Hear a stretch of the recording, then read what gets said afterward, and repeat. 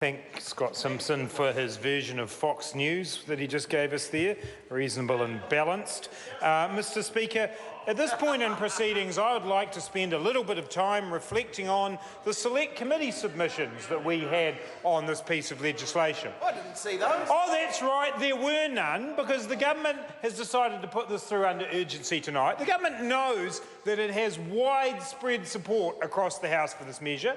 So here would have been an opportunity. Do a first reading, by all means. You've announced it in the budget. Good on you. Then send it to a select committee so that New Zealanders can actually have a say about what's happening with one of the most significant issues facing the planet. Paul Foster-Bell says they've already had a say. It's not good enough, Mr Foster-Bell. It's a piece of legislation. It's got clauses in it. It's got things that might not quite be right. And you know, it would not surprise me, Mr Speaker, that we will be back in the House sometime in the next few months correcting this piece of legislation because there'll be a mistake. Because that's what happens when we move in haste, is that we make mistakes.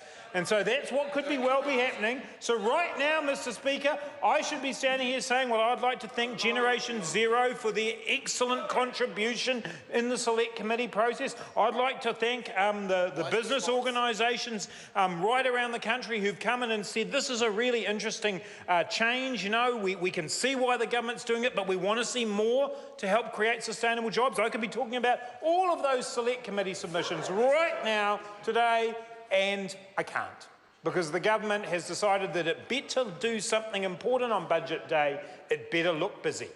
It's very important to look busy on a budget day if you're the government. Even if your budget doesn't actually do anything to make the economy more sustainable, to allow us to transition to a low-carbon economy, to allow us to help find the path to sustainable jobs right around New Zealand. That would be a fantastic thing to be debating today in the budget. But it's absent, Mr Speaker. It's not in the budget. The budget doesn't deliver a pathway forward to a just transition away from fossil fuels to a low-carbon economy. We all know we've got to do it. I even think members on the other side know that they've got to do it. But there's no plan in the budget for this. And isn't it interesting, Mr Speaker, that this bill is entitled Removal of Transitional Measure? That really sums it up. Just the one measure. Right. It would be good to have seen something about measures, perhaps, but no, just the one. And as I've said, Mr Speaker, everybody in this House, certainly in the first reading of this bill, supported it. I'm sure that will continue to be the case as we go through. The 1-for-2 subsidy has had its day. It's quite clear that we need polluters to take more responsibility for what they do, for the emissions that they have, and this is one small step in that regard. I do note, Mr Speaker, in the budget documents, this will net the Crown about $356 million, not an insignificant sum of money, you might say. Would it be good to see some of that money be translated into some of the other initiatives that might actually promote a more sustainable New Zealand, that might actually allow us to meet our climate change goals and targets? That would be a good thing. Sadly lacking in that regard, I see the Warm Up New Zealand funding is now $18 million over the next 2 years, in comparison to the $100 million over 4 years that came before. I heard Simon Bridges say that the Warm Up New Zealand subsidies are now more targeted. Well, that's an interesting idea, because we're only about 1/3 of the way through retrofitting New Zealand homes for insulation. So I don't think we're quite up to the targeting stage, Mr Speaker. I think we actually probably have a bit more work to do in New Zealand to get our housing stock up to the state of being both healthy and energy efficient. So it would have been good to have seen some of the $356 million that the government pockets today as a result of this change that we are passing in this legislation, actually see that go on to being used to help create a more sustainable New Zealand. But again, no plan for that whatsoever in this piece of legislation. Mr Speaker, on this side of the House, and I think this actually goes for all of the opposition parties, we have been calling on the government for some time now to step up with a real plan on climate change. A plan that actually acknowledges what's happening in New Zealand today and what's happening in the world today. And you know, members of the government might care to take a trip down to my old hometown where I grew up, down in South Dunedin and check out what is now effectively a floodplain that has been created in South Dunedin. Large insurance companies are going to stop insuring the residents of South Dunedin within the next 10 years, possibly even shorter. This is also going to be replicated in parts of Christchurch, Mr O'Rourke knows, and other parts of New Zealand as well. This is happening now. One single measure in a bill today is not enough. It's not even close to enough. It's a tiny little baby step. And our responsibilities to meet the targets that we have said are not being met.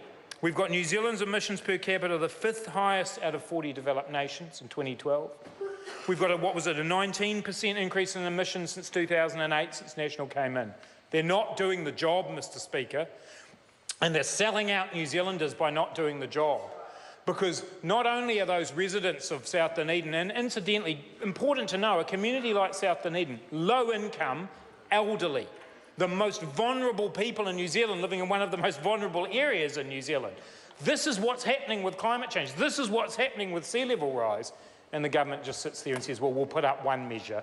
We'll do one measure today. We'll try to do just enough to be seen to be doing something. Well, just enough isn't good enough. It's not good enough. We've got to be doing better than that. On this side of the House, Mr Speaker, what we're seeking is a just transition to the change to a low-carbon economy, one where we support communities through the change. And we are not seeing enough action from the government to deal with those industries that are changing, those communities when things are changing. We've seen Huntly having a small extension, but I think the government should be in a community like Huntly right now today saying, what are we doing to train and retrain people, to give them new skills, to give them opportunities to generate wealth themselves? Because those polluting industries are gone now, we know that. It's important for New Zealand as a country and in terms of our image in the world and how we sell our products in the world, that we lead the way on this. And John Key's gone from being a fast follower or whatever it was he said he wanted to being a bewildered bystander. He's got no idea what to do when it comes to climate change. But he found this one. I'm sure he found this measure because it earns him $356 million in a year where he needs to prop his surplus up a little bit. I'm sure that's what he did here. So, Mr Speaker, we welcome the fact that the government has taken this tiny little baby step, but they need to get into their big kid clothes, get out there and start taking proper steps towards a sustainable future for New Zealand and one where we take climate change seriously.